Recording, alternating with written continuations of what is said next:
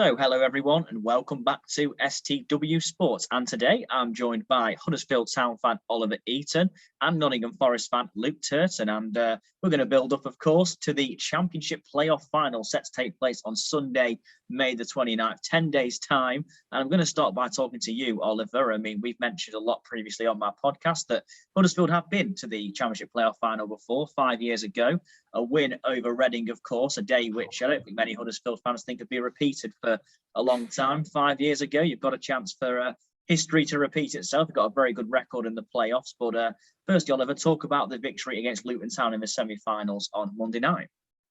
Yeah, I think when we first realised that we were going to get Luton, and it did change very quickly on that final game of the season. I think naturally we all on Luton. You're naturally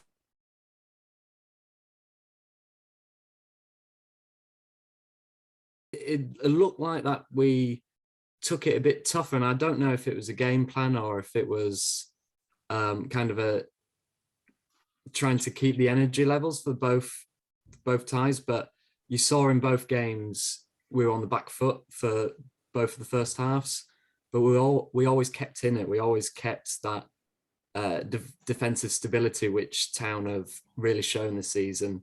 And you know, we got the result both games and we got through to the final, but not as convincingly as I think some people assumed we would do it. But I think, and I'm sure Luke's probably agrees, but Huddersfield's never really won convincingly in games. They just do enough to get the result, and that's why, you know, we finish where we have. So I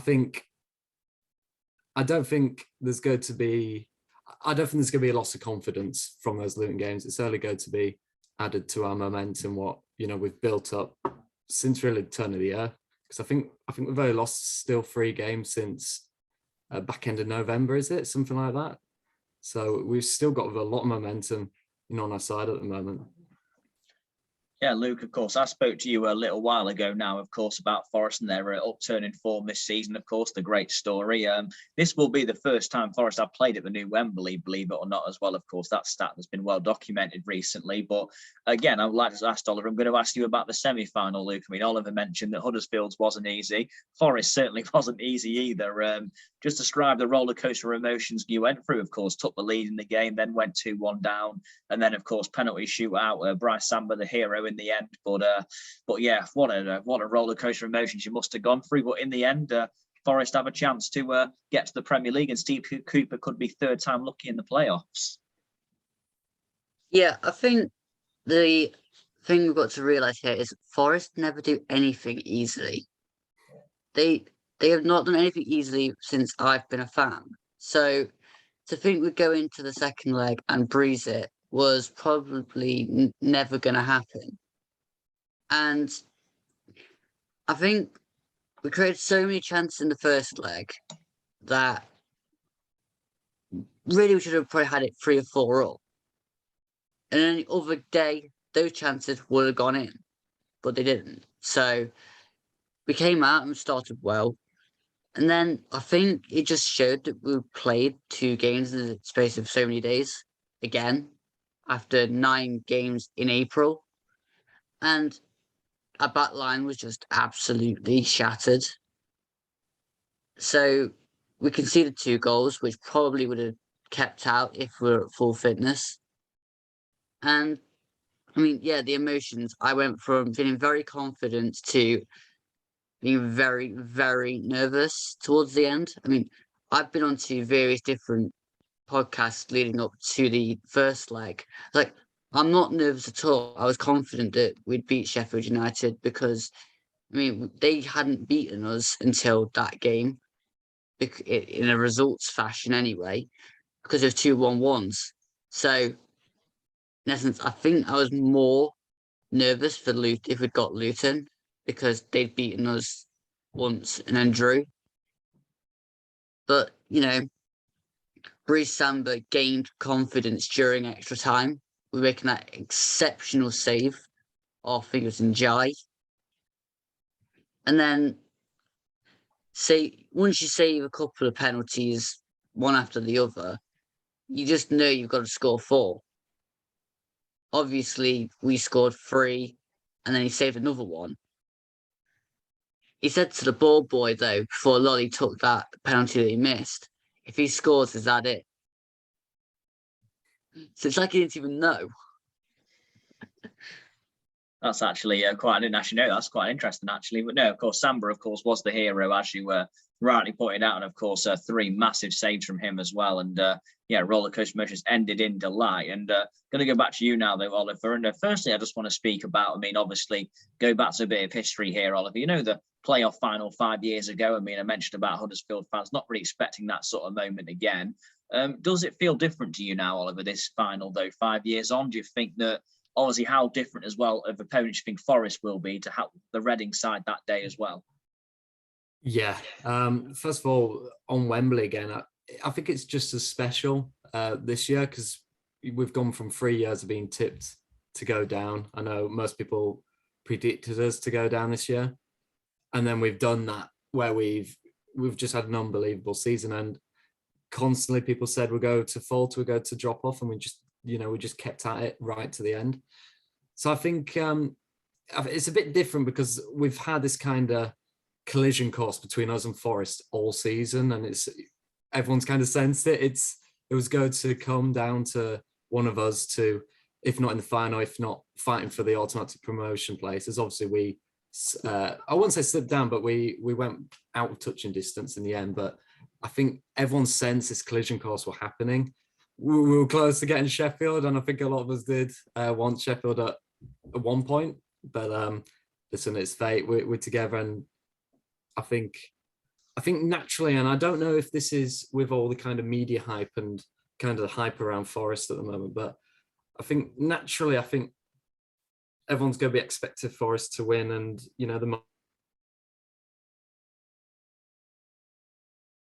we're going there with that experience of playoff football. We know it's going to most likely be a 0-0 game, especially with Huddersfield's form. In fact, actually, I'll finish on this stat. In our last 4 playoff finals, we have scored 0, conceded 3, but we've been promoted on 3 of those 4 playoff finals. So I wouldn't expect many goals, but I think a slow build up of confidence from the Huddersfield end, especially after the performance.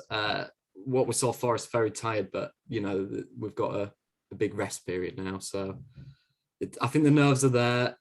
Everyone's going to expect Forest to win, but I think Forest have to be wary because in the end of the day we've finished first.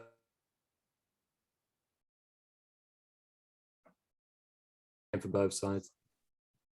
Yeah, and Luke, I'll go back to you now. And obviously, I mentioned a moment ago about Forest, one of the only teams who've never played at the new Wembley. How much does that excite you, of course, as a Forest fan, that you do get the opportunity in the playoffs? Of course, playing at Wembley is one thing, but I also think that, of course, winning there's another, of course, and making it to the Premier League promised land for us if you're a Forest fan. But how are you feeling going into the game, Luke? Do you feel like with Forest form the second half of the season, do you think that right now you feel like you could beat anyone, and how much would making it to the Premier League mean to you as a Forest fan? I mean, making it to Wembley in itself is extremely exciting for a lot of Forest fans. I mean, we've not been there for 30 years. So, I mean, that just shows you how much of a gap there is in the fan base that's not been to Wembley, whether that's old or new. And I think if I answer your second part question on how I think it's going to go, with our season so far, the big games we have turned up and played it really well.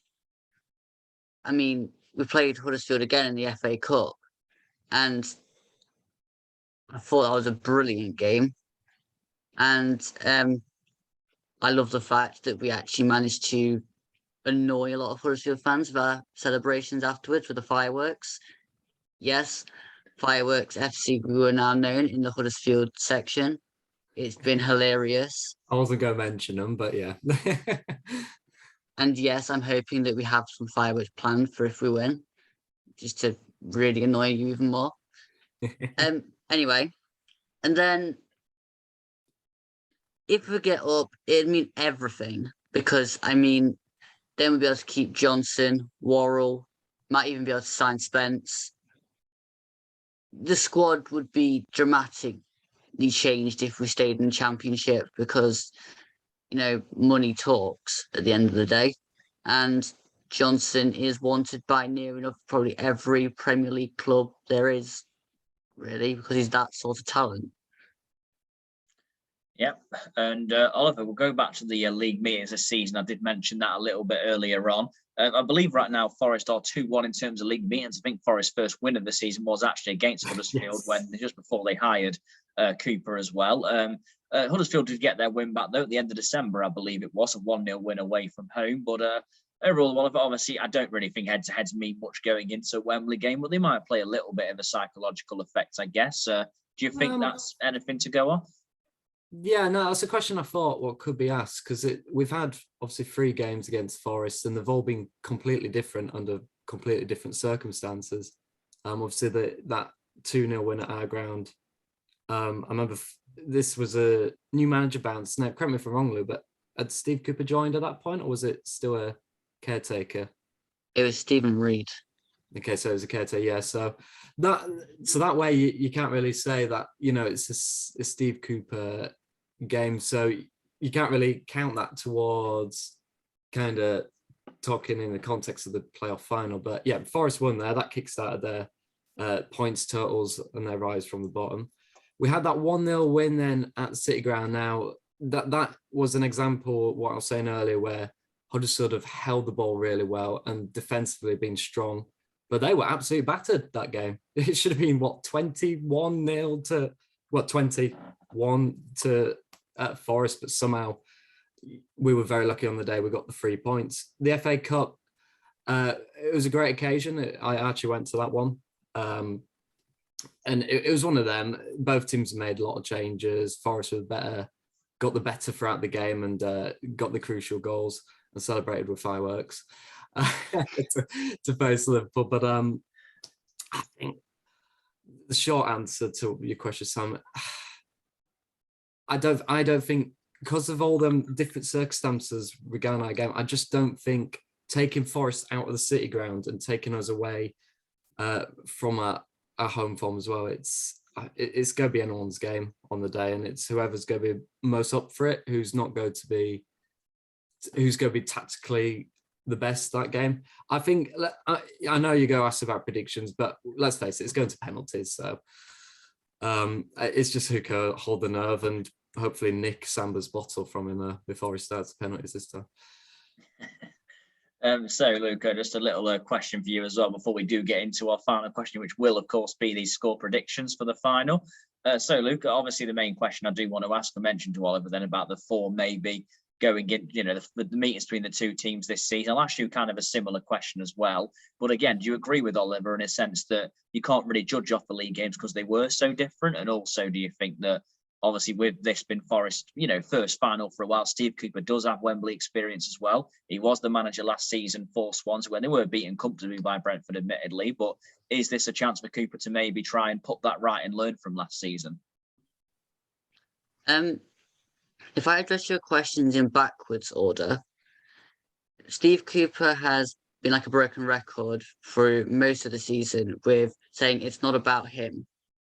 He doesn't want the focus to be on whether he's had Wembley experience, whether he's had the kind of semi-final, then final, then kind of Sky was trying to say is the next logical step, getting promoted in the playoff final for you, and he'd have played it totally down. He didn't want him to get drawn into it.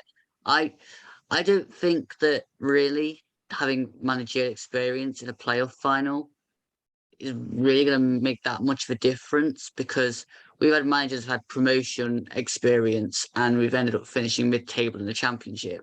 So, I mean, having experience with one club doesn't mean it's going to exactly happen again with another club. It's two totally different squads that you can use in totally different ways. As for the form, I kind of agree with what Oliver was saying, but I think what you've got to think about as well is we gained the confidence in the first game with the fact that we changed system completely, everybody thought we'd go back 4. We went to a back 3, which I think that Huddersfield were expecting in the second game because they'd seen how we'd gone through most of the season then under Cooper. I'm not quite sure how we didn't score. Well, I do actually. We played Zande Silva up front, and to be quite honest, I'm not sure whether he can actually score. He's done 1 assist for us, and that's it. So, I mean, having Davis back to full fitness, Sam Surridge, again, has been brilliant since he's come in. I think you can never get anything apart from big game experience off a FA Cup game because at the end of the day, it's not a league game. You don't really have a form as such. But, let's just hope the fireworks prevail at the end for Fireworks FC, eh? They'll be blue and white though, it's fine. Right, guys. Well, so we're going to get into prediction time. Then Oliver, starting with you. Obviously, going to be a massive occasion. Nottingham Forest, of course, aiming to return to the promised land, and Huddersfield Town hoping to get back to the Premier League for the first time since 2019. What are your predictions going into it, Oliver? Who are you saying is going to win the Championship playoff final? Setting the scene, it's Huddersfield Town versus, let's face it, the rest of England, including the media. Expectations that all go beyond Forest, and fine. You could buy into the story. They have had a fantastic season. There's no doubt about it, and it's the one side we didn't want to face in the final. So that's credit to them. But I think all pressure is on Forest. Town are going into this with zero pressure on them because if we lose, no one will remember us anyway. If we get promoted, no one will remember us. We'll just annoy everyone anyway. Yeah, I'm getting my excuses in early here, Luke. On the day, though, it's going to be close. I think if it isn't a 0-0 draw, it will be a 1-0 either side. Confidence hat on. I think we will see Huddersfield sitting back in this style we saw against Luton. And if we can withstand that pressure, and it's going to be a big pressure from Forest, there's no doubt about that.